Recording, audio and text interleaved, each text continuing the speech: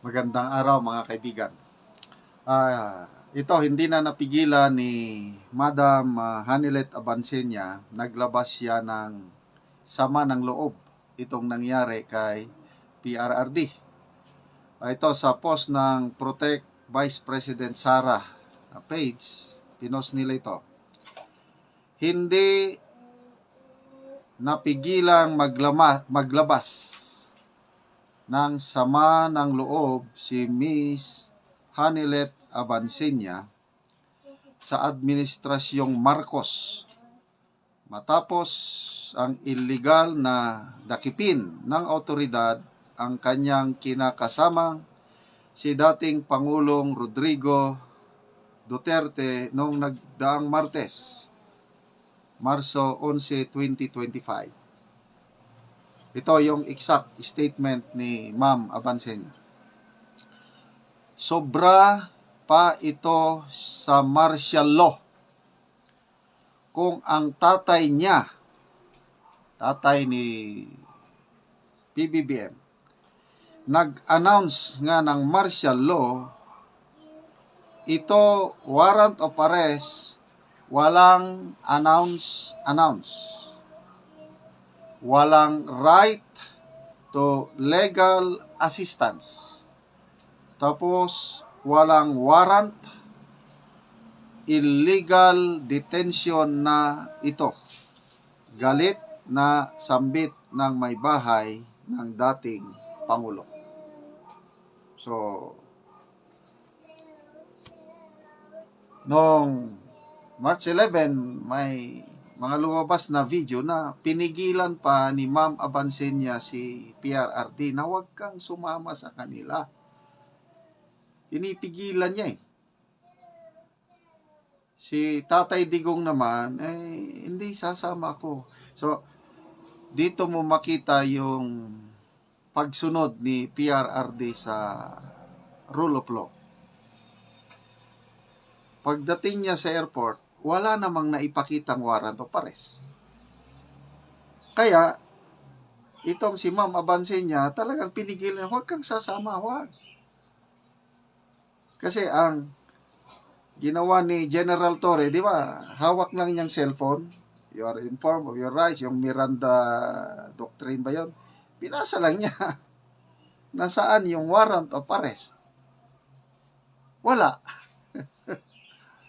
But nevertheless, being a good citizen, abogado, piskal, alam niya yung hindi siya natatakot, sumama. Pagdating doon sa detention center, wala pa rin maipakita na ano. So, naiintindihan natin ang kalagayan ni Ma'am Abansenia. Talagang mas maganda yung ganyan, ilabas mo yung sama ng loob.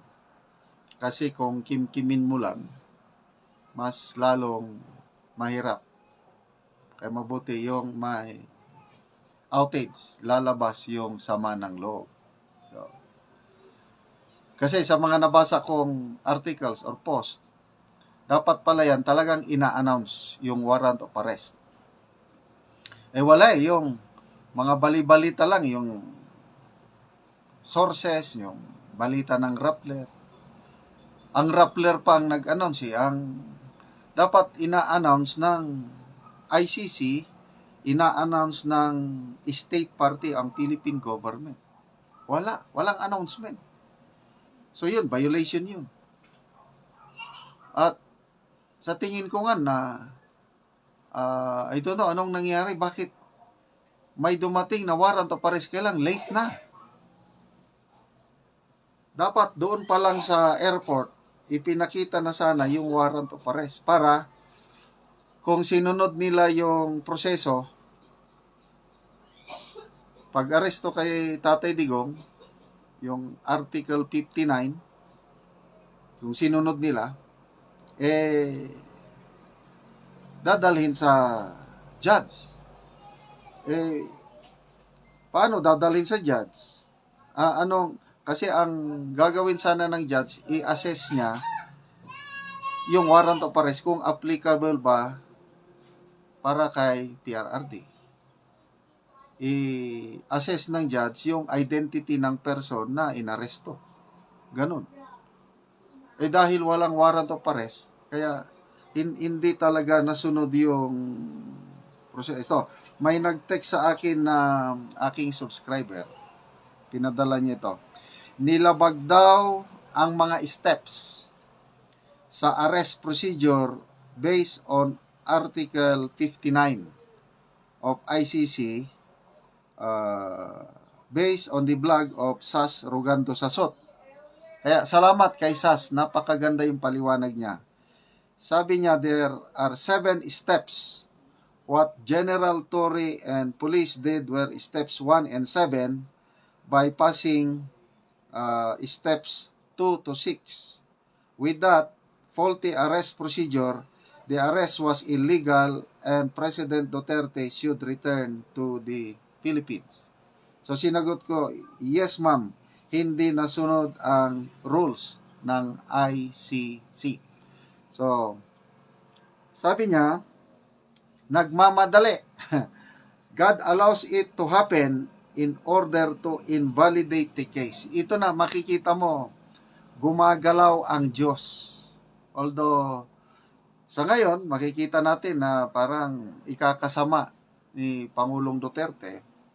Kaya lang, ito nga, dahil hindi nila nasunod mismo yung rules ng ICC, naniniwala ako kung maging patas lang ang pagdinig doon sa pre-trial chamber at i-present ang mga ito, nako, wala na, faulty arrest ang nangyari, parang fruit of the poisonous tree ang tawag dyan.